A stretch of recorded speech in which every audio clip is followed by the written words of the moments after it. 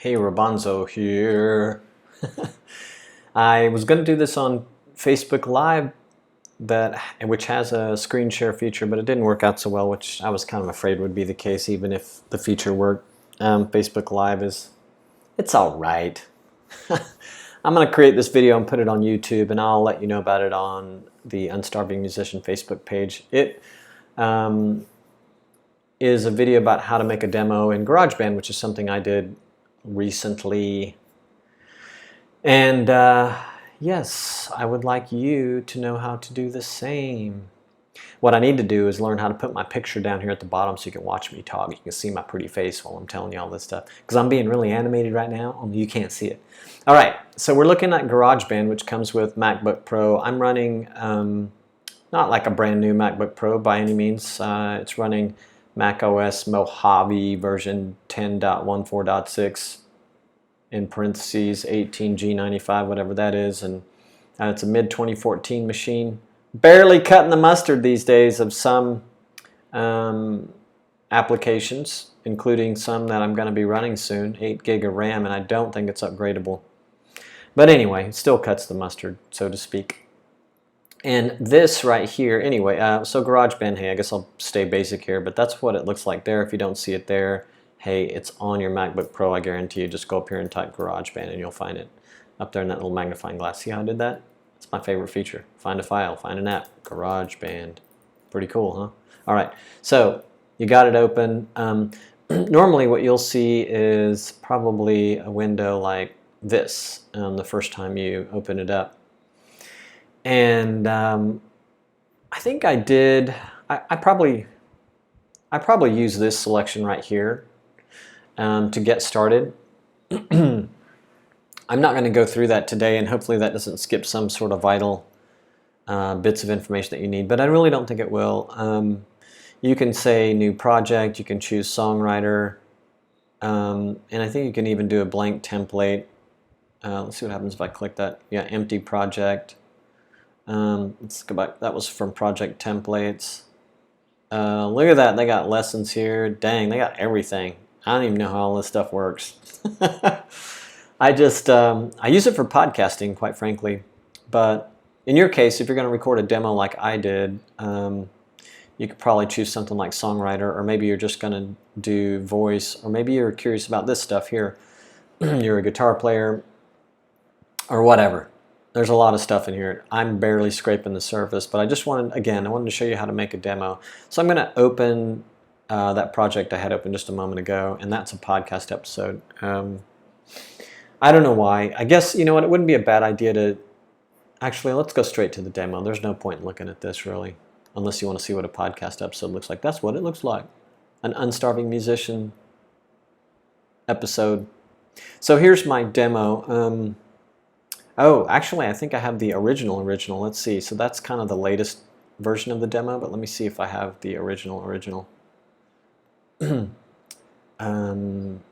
looks like I do.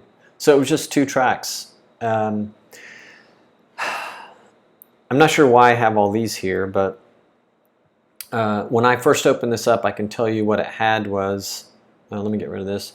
What it had was this track right here called SoCal Kit. Or drums of some sort, and then it had a vocal track, and I think that's the default name for it. And then I think I chose this for guitar. If I get rid of some of these, let me do that really quick. I'll just give you sort of a clean look of what I believe it looked like when I first started. So I'm just right-clicking these and deleting this stuff here. But if I didn't have guitar, or if I was going to add a second guitar, I could just click this guy right here, or I could actually, I think I can right click in here, yeah, new audio track.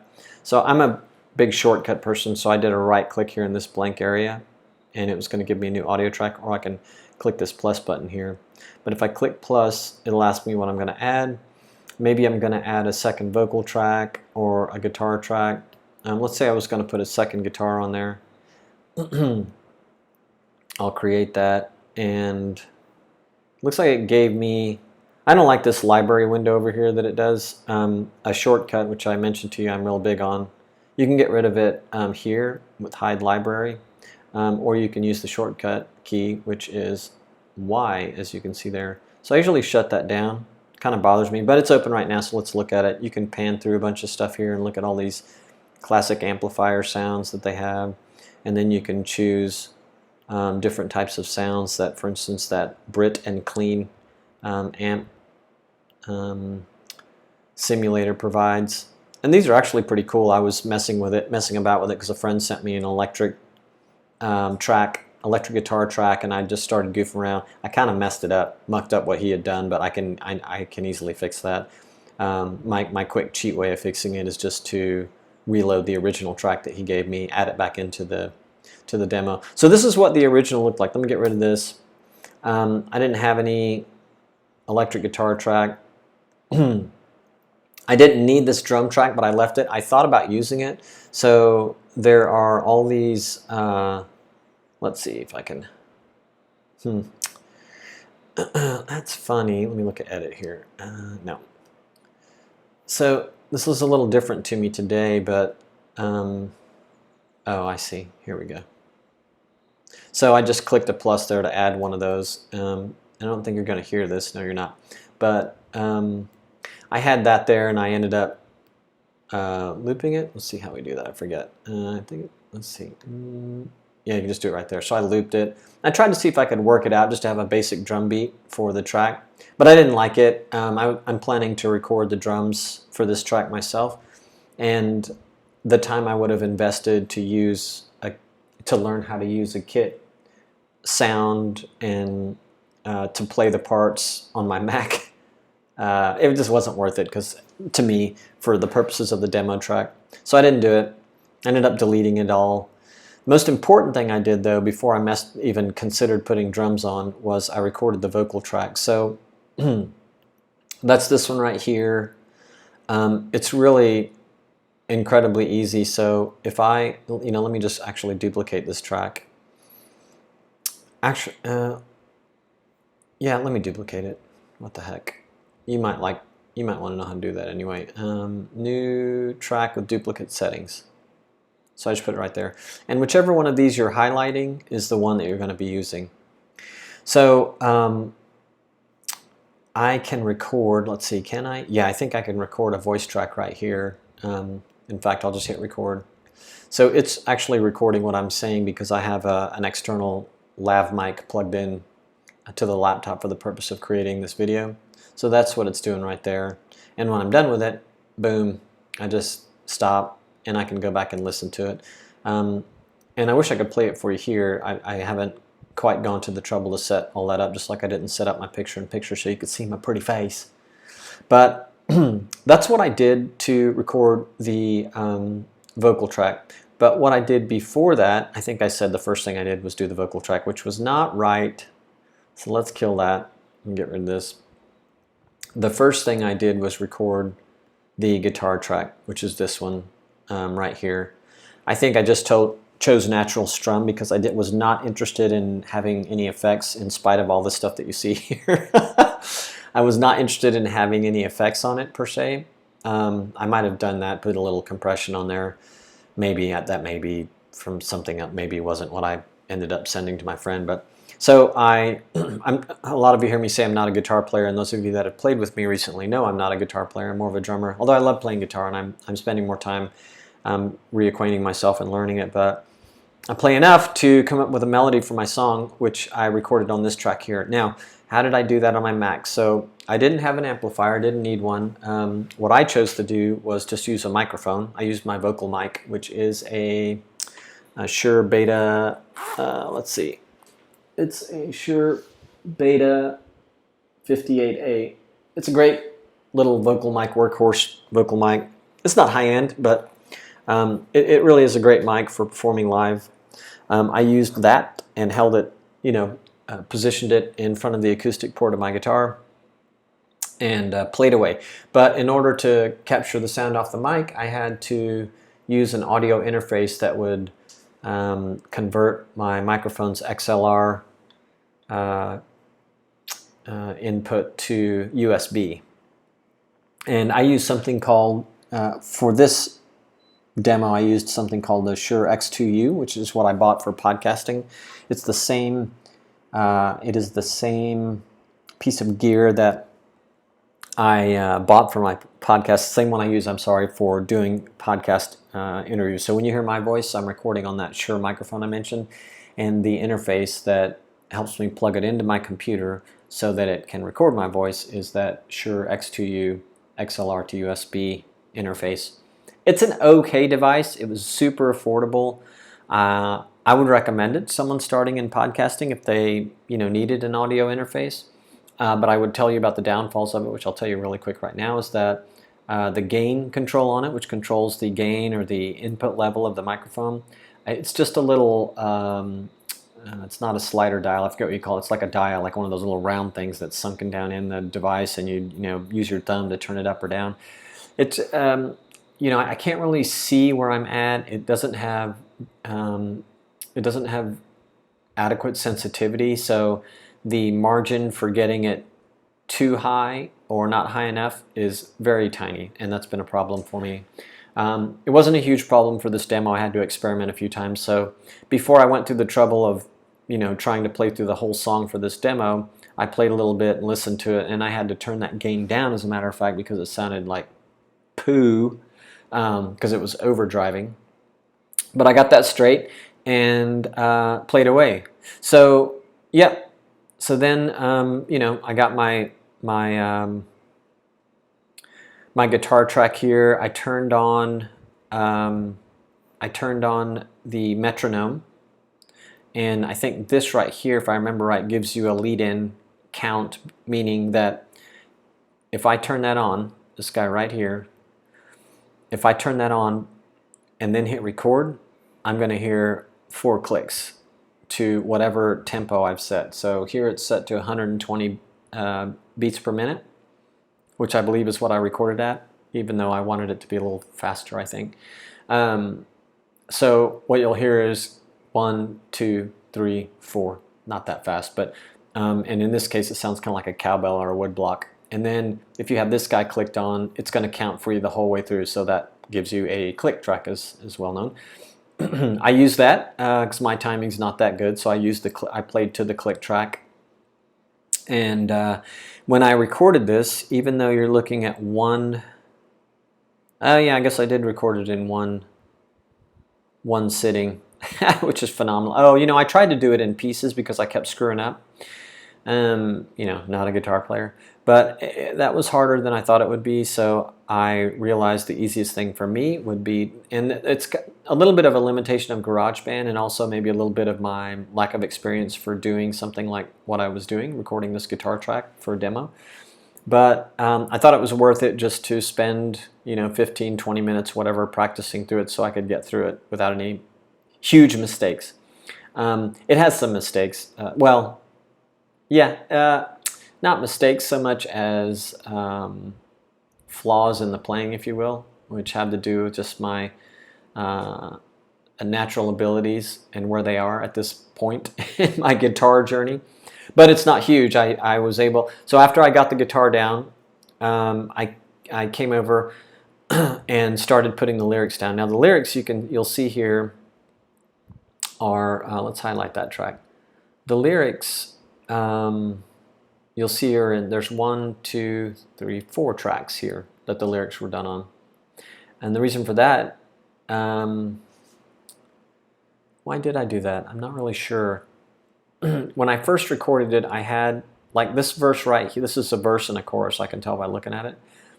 At least I think it is. I think I was happy enough with the verse, and I left it, and then I must have sang it over. Then I sang a chorus. I was, and I was singing the chorus falsetto, trying to come up with that actual melody.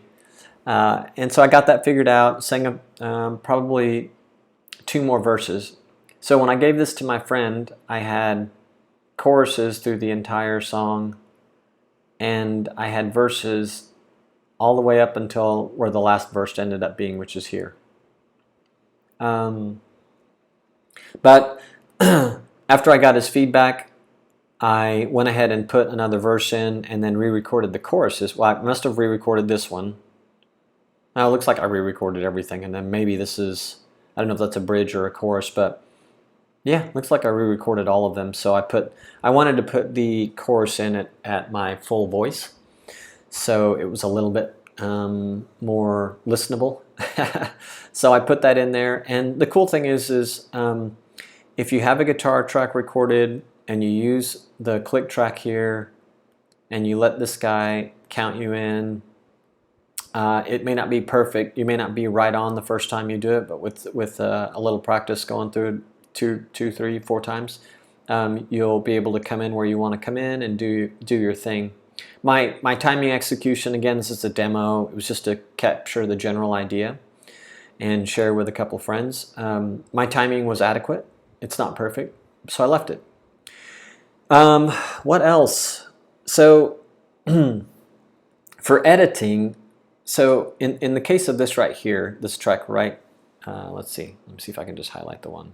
Yeah, this track right here, you're looking, I clicked on the scissors here, so we did have this guy clicked on. I clicked on the scissors, which is for editing, to maybe kind of give you a view of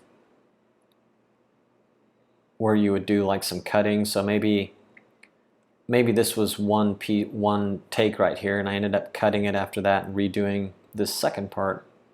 But you do that kind of thing down here. So if I wanted to redo this chorus, it looks like the first part of the chorus is right here. I remember because there's 4 lines, very short lines.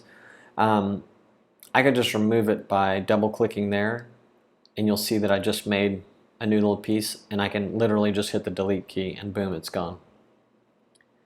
And now you're like, oh my god, he just ruined his demo. Now I can undo it. I used a shortcut for that. I just undid the delete, and I'm undoing the cut right there. And my shortcut for that, if you want to know, you can always undo up here, but I love using shortcuts, so I use the Command Z to undo it. Yeah, it's a nice thing about GarageBand. You know, when you put a lot of work into recording anything, it's kind of scary to think that you can screw something up. So it doesn't auto-save, which is great, but it will auto-save when you close. The reason I think the fact that it doesn't auto-save is great is I might have done several steps in this, like deleted something, moved it to try and line something different up. Like I do this with podcasting a lot.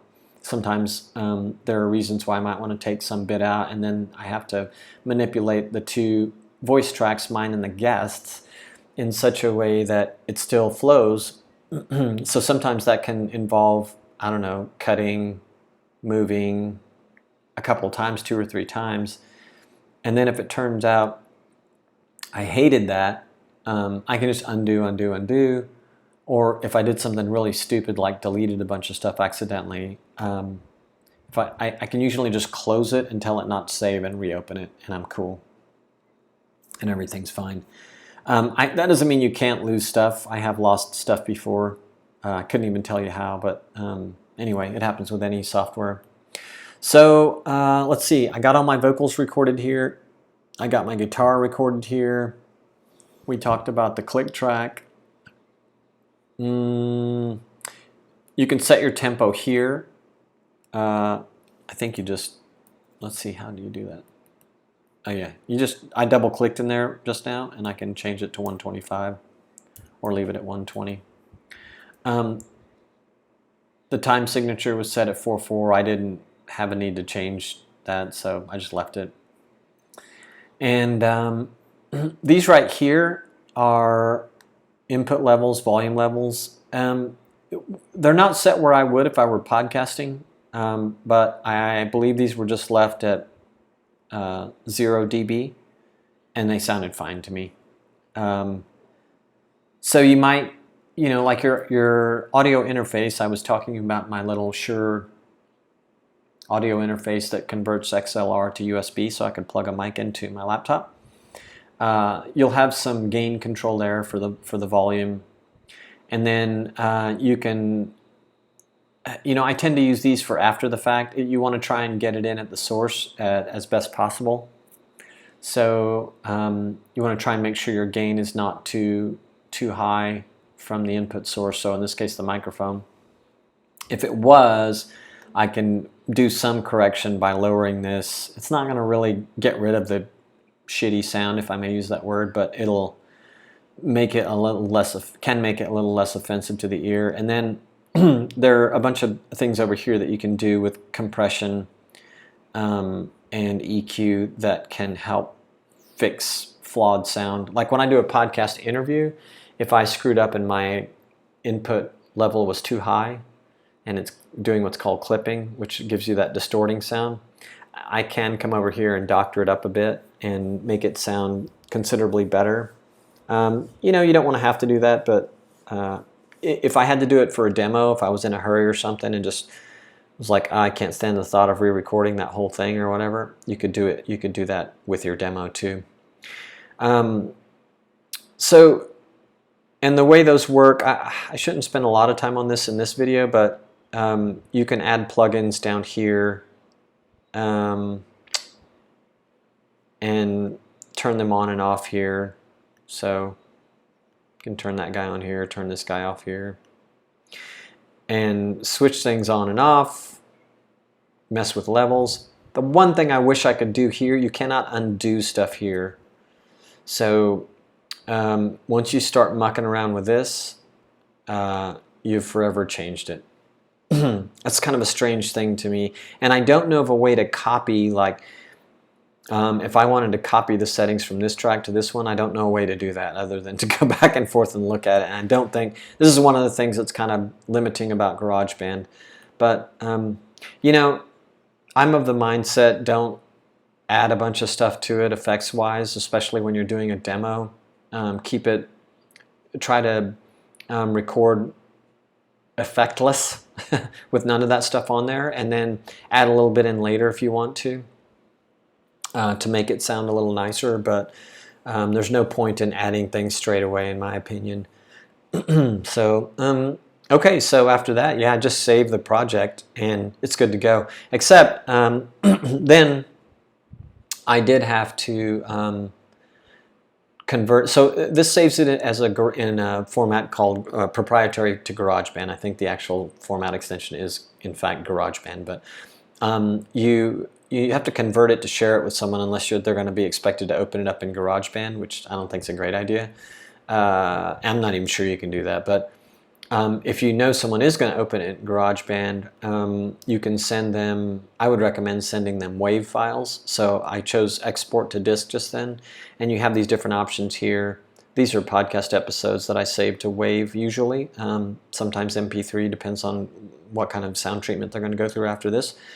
But you save your project in WAV, you can name it just like any other file, and save it, make sure you know where you're putting it, and save it there. Or export it there. If you want it to be an MP3, because it's not going to be anyone who's going to, like I sent this to 3 people, 2 musicians and a writer. And the writer got one because she was instrumental in helping me put together, well, she gave me the forum and the encouragement to write the prose that became the lyrics for the song. She didn't help me write them, but she was very helpful. So I sent her an MP3. Just a medium quality MP3 of the earliest version of the demo, which is kind of like, you know, okay, here's me naked. She wouldn't want to see that, but anyway, she was very pleased that I shared it with her. She knew that was a big deal. So yeah, you save it and then you send it to your pals. And once you get to the point where you're working on it, so, you know, my friend I'm collaborating with at this point sent me, I do not need to save this. Yeah, I'm going to save it. It's okay. Because I did make a couple changes I wouldn't mind keeping. This is the more current version of the demo, and this is me messing around with bass amp settings. I kind of wish I did and hadn't done that. But all these tracks that you're seeing here are things that my friend added. I didn't ask him for that. I was really just looking for electric and acoustic guitar, which he provided. But he was getting into it, I guess, which is awesome. And he remixed the vocals, the original track that I gave him, and I think the original one's up here. Maybe actually this is a different one. I haven't even listened to this one, but I think it's the same thing. Kind of looks like it is. Yeah, it looks like the same track. And so he made this one sound a little nicer, recorded 1 acoustic guitar, 1 electric, a bass, I'm not sure if that was an actual guitar or he was using some keyboard instrument to do it. This is a B3 arpeggio. It's not a guitar thing, but kind of adds a cool sound. He put some backing vocal ideas on here, and then his drum set, kick and snare. I guess some overheads for drums. I think he has an actual drum set, and he had a little pulse synthesizer on there. A solo and a tambourine. So it's a lot of stuff. It sounds pretty full. I needed the guitars, and he gave that to me, which is awesome. I like some of the ideas he gave me, so I'll probably have him pursue those further. But yeah, so that's what you can do, and this is a demo still. It's not where I'm not going to complete the track here in GarageBand, although I probably could. I'm going to most likely do it in Logic Pro or Pro Logic, Logic Pro, Pro Logic, and yeah. So, and I know he uses Pro Tools, so we'll be able to exchange anything we do there, and anyone who's got at least has GarageBand or something can make contributions to the track. So that is how I recorded my demo. If you have questions, please, by all means, send them to me. If you'd like maybe a more detailed version of this, yeah, I can do that, so let me know. And yeah, thanks for watching. Cheers.